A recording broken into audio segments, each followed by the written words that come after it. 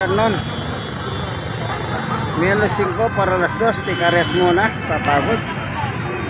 Dito po tayo sa Plaza Lorenzo, dito sa may Binondo, sa Manila.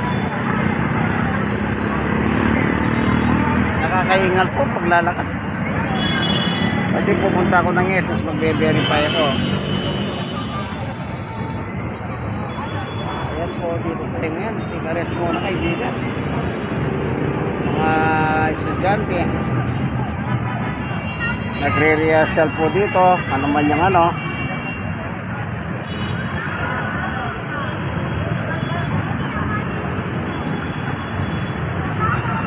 Kaya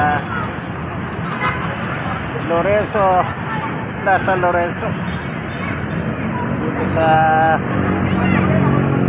may Binondo. Lakad tayo para makita natin yung Binondo Church.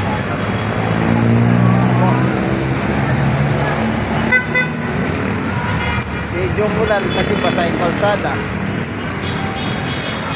Mulan, basa yung kalsada. Ayan o, umulan kanina pero hindi naman malakas. Ay, pagka nagkakaedad ka na pala, pag naglalakad, madali ka mapagod, kaibigan. Lalo na kung meron kang kapasanan, kagaya ko.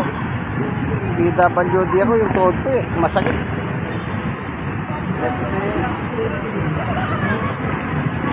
San Lorenzo. Kaya dahan-dahan lang, kasi malapit na po yung ESOS dito. Magbe-verify lang ako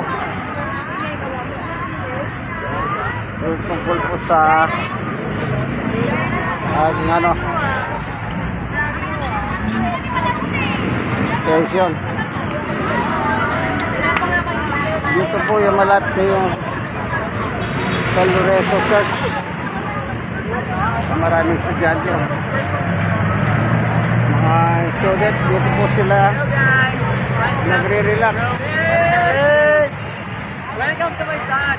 Welcome to Binondo Open Street, Pastor Manila.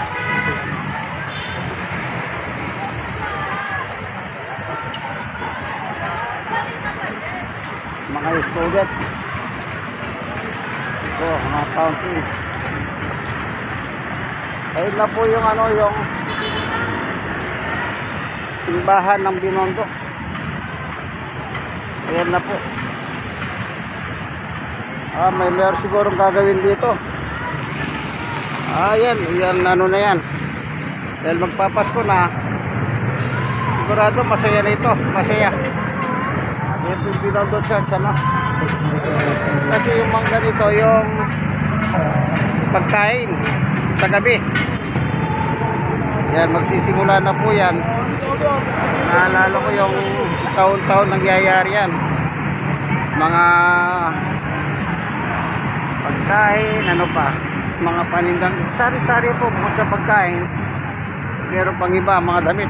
Sorry. Yan. Mas malapit dito, Binondo Church. Ano?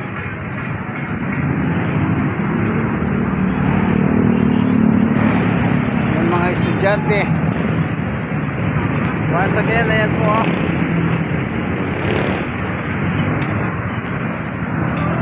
Dito tayo tatawid para ito naman po yung San Fernando Bridge. Yan. Pwede kang dumaan dito para yung tulay na pinagawa nung araw ng China. Doon ka tutulay. Yung ano ba tawag yun? Yung maganda ngayon dito sa Manila, yung sa gilid ng dagat. Espionage. Doon. Pwede ka dumaan dyan. Espionage. Okay. Lakad na lang tayo. Total naka-stop naman, no? Stop.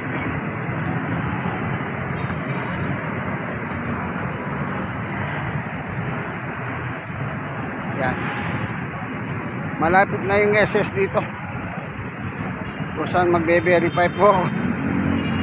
Kasi nung araw, hindi ko lang kasi naalala, dapat pala taon-taon magbe-verify. Hey, mag-aating ka ng akap sa SS para malaman nila kung buhay pa o patay na. Hindi ako nag-report eh. Last month. Tama, last month. Anong September pala. Dahil walang dumating sa akin na peso, kaya nag-report ako. Kaya hanggang ngayon wala pang dumarating na yung aking pong munting pension sa SS. Eh, wala na tayong panggastos, kaibigan. Kaya kailangan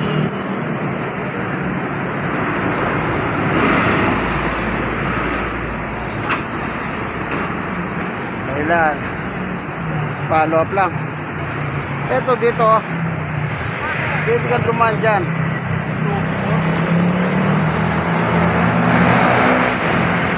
Kung gusto mong magpunta sa Esplanade, yung pinagawa ni Bosco, parang style Venice. Yan, pwede ka na pumasok sa tulay nito. Yan, yung araw nasubukan dumaan yan eh. Deltas Street pala yan. Deltas Street.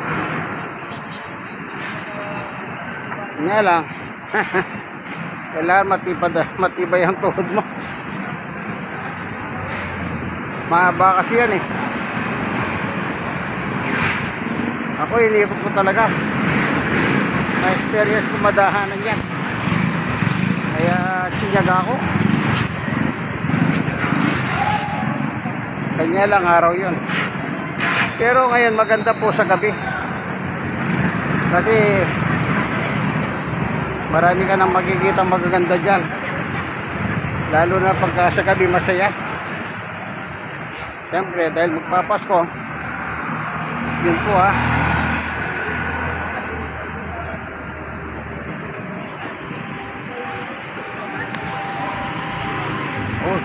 Tumikarot yung tuhod ko. Hindi kasi pantay eh. Nakatagilid.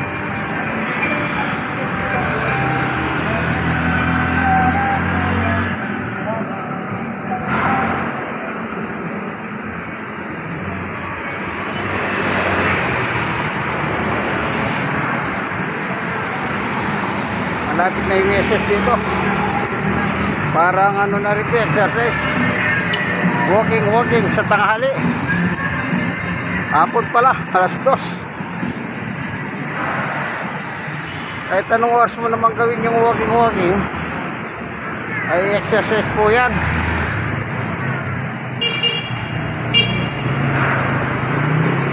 Exercise na pa.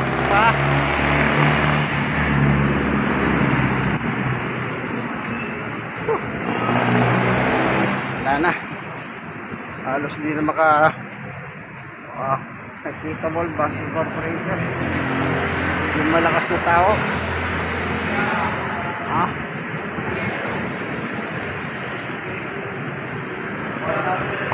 Meron akong souvenir dyan nung araw.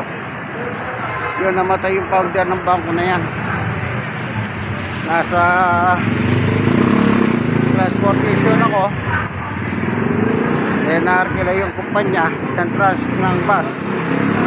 Isa kami sa napunta ron sa Makati. Tagaroon yung founder niyan. Sagana sa pagkain, kaibigan. Hanggang gusto mo kumain, hindi na uubusan. Pati sa mga soft drinks. Ikaw na lang ang manawa ng kakakain eh. Noon sa Burol, sa Midas Marinas, sa Makati. lugar ng mga mayayaman.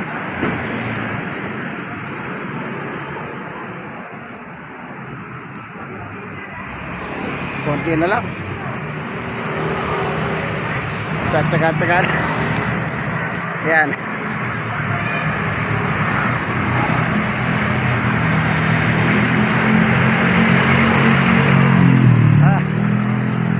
Juan Luna Street pala ito. Juan Luna.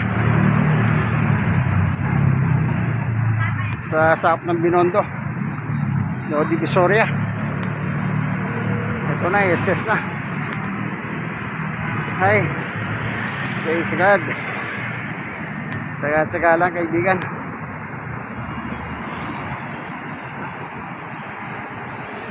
Tsagain lang. Hindi mo na rin niya eh.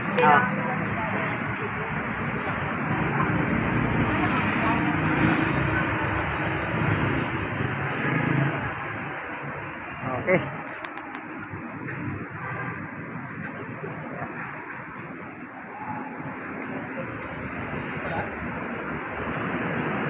Binondo Branch SS.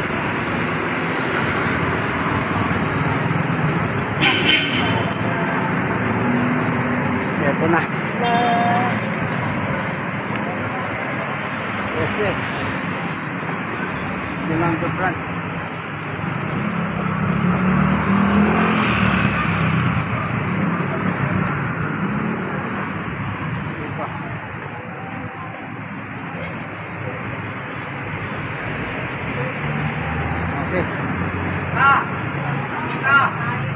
Nandito na lamang po ano, itong kaibigan kay Jesus, Brother Manny Bautista, senior citizen at